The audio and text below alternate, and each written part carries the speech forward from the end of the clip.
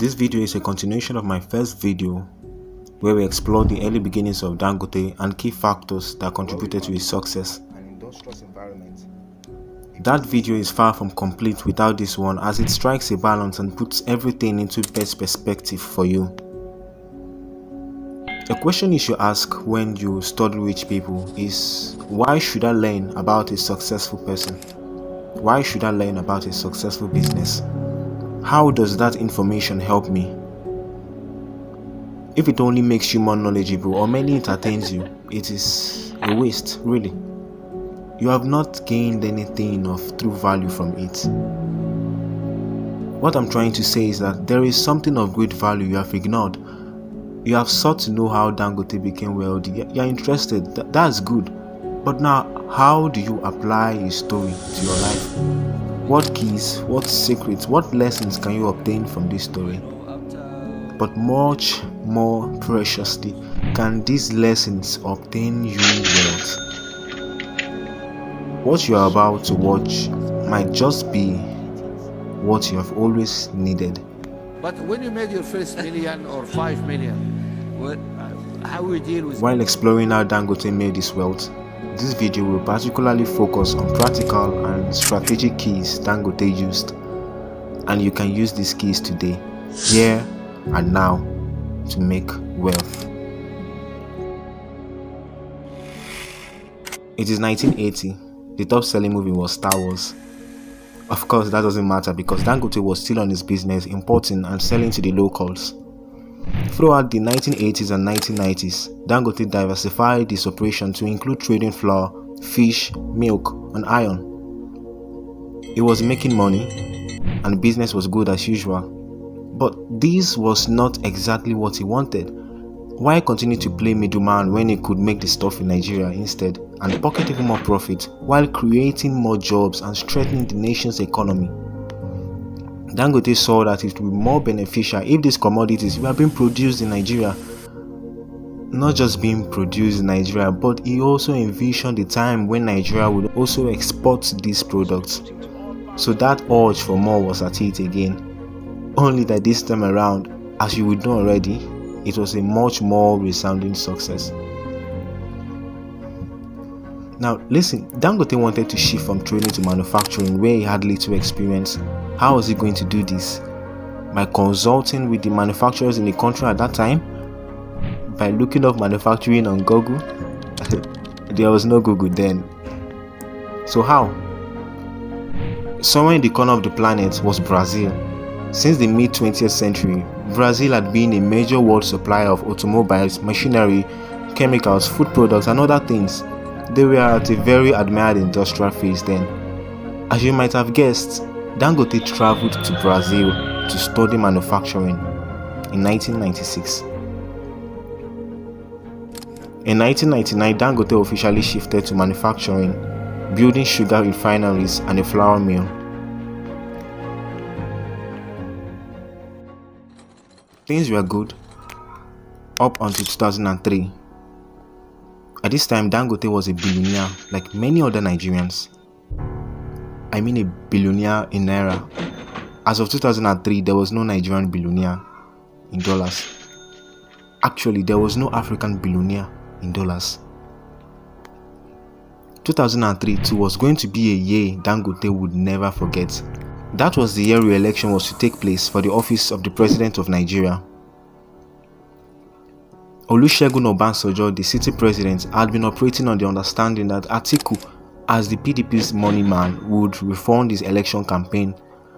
But Atiku told him that all the money had been spent during Obasanjo's first turbulent term, notably on lobbying the National Assembly not to impeach him on 2 different occasions. Without access to the party's old fundraising machine, Obasanjo was left with no choice but to find his new donors. This presented Dangote with an opportunity he has maximized even to this very day. He jumped in on this opportunity and almost single-handedly financed President Olusegun Obasanjo's re-election bid in 2003, to which he gave over 200 million naira. He contributed 50 million naira to the National Mosque. Dangote also contributed 200 million to the Presidential Library. Now, I'm sure I'm sure you know what would follow next. Obasanjo won the election. Oh, but he worked overtime to ensure that any Dangote challenger who entered the market did so with a significant handicap. Dangote Cement prospered from restrictive licenses. The companies retained a vice-like grip on their industries today, controlling at least half of the cement and sugar markets and about 25% of flour. 4 years after, Dangote would become Nigeria's first billionaire, in dollars now.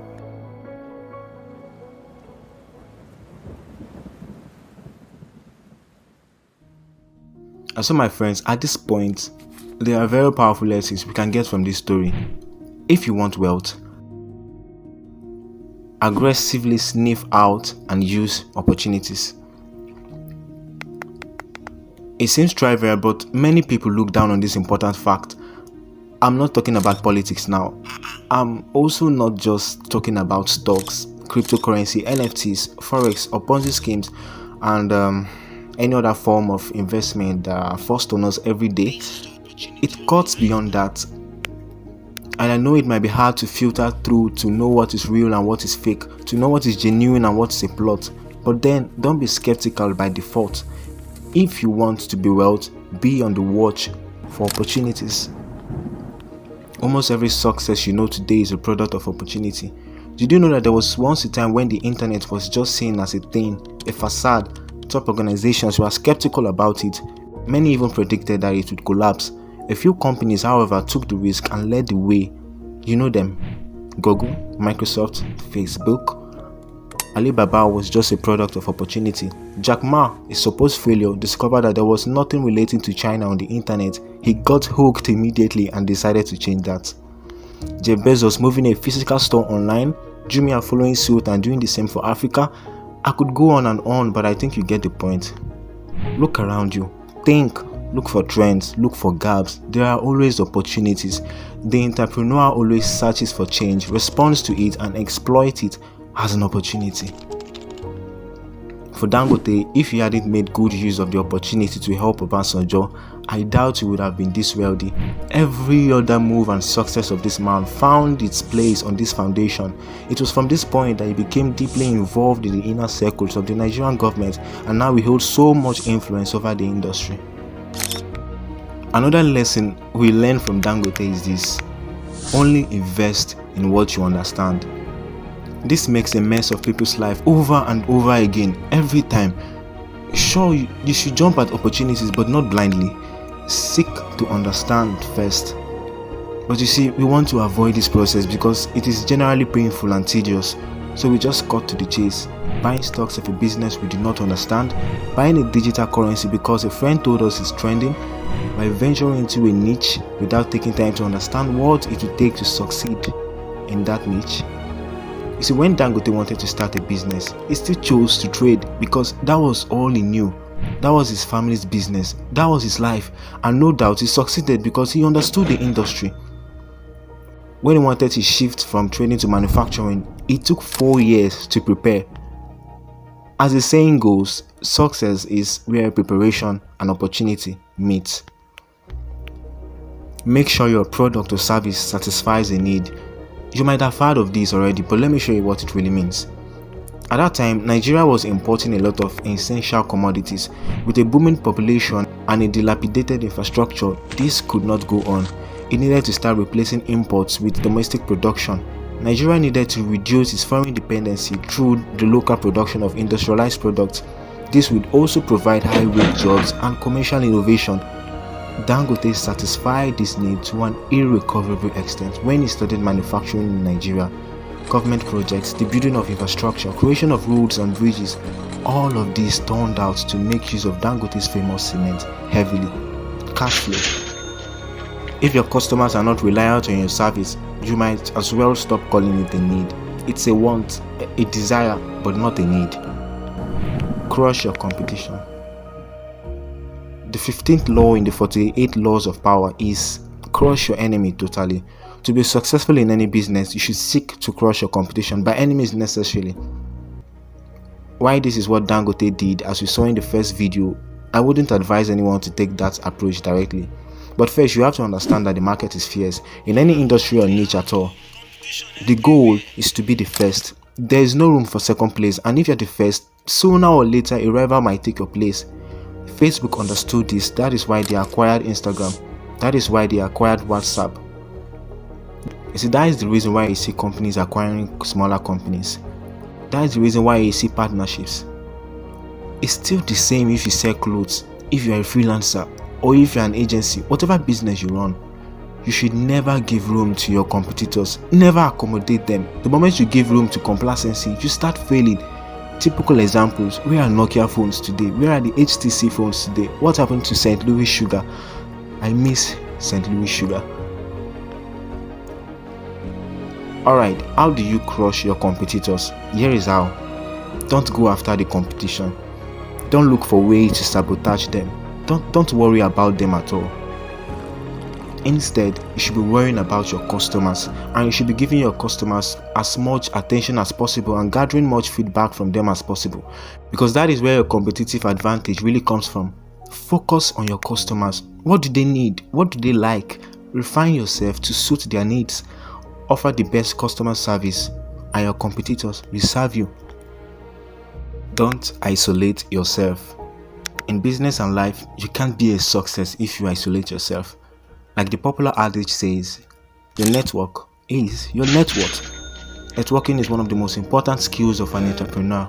Isolation exposes you to more danger than it protects you from. It cuts you from valuable information. Dangote has a huge network. He has a huge connection. He is known in Nigeria for attending various social events and gatherings. He is a member of Nigeria's most exclusive clubs, where he frequently hobnobs with the who knows in the country, which enables him to subtly learn others' secrets, other people's strategies, his competitors' intentions, and even weaknesses. The earlier the better. Have you heard of analysis paralysis? Analysis paralysis describes a phase where overanalyzing or overthinking a situation can cause decision making to become paralyzed, meaning that no solution or course of action is decided upon within a natural time frame. A person may desire a perfect solution but may fear making a decision that could result in error while on the way to a better solution. This is what holds us back. A lot of us, we have an idea, a great one, but we never get to start working on it, probably because we think we are not ready, or the time is just not right, or we are busy, or we fear it may fail. Dangote finished from school when he was 21. Immediately, he started a mega business. You see, this is how the world works. Fortune favors the brave. So what do? Anything, something, so long as you don't just sit there. If you screw up, start over. Try something else. If you wait until you have satisfied all the uncertainties, it may be too late. You may delay, but time will not.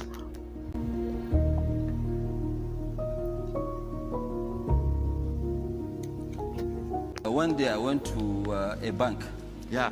At that time there were no restrictions of this, and I wrote a check and cash $10 million, and I took it home. For yourself? For myself, yes. You cashed $10 million from the bank? Yes. Yes, and took it? I put it in the boot of my vehicle, and I went home, and I opened it, and I look at 10 million, I said, okay, fine, now I believe I have money.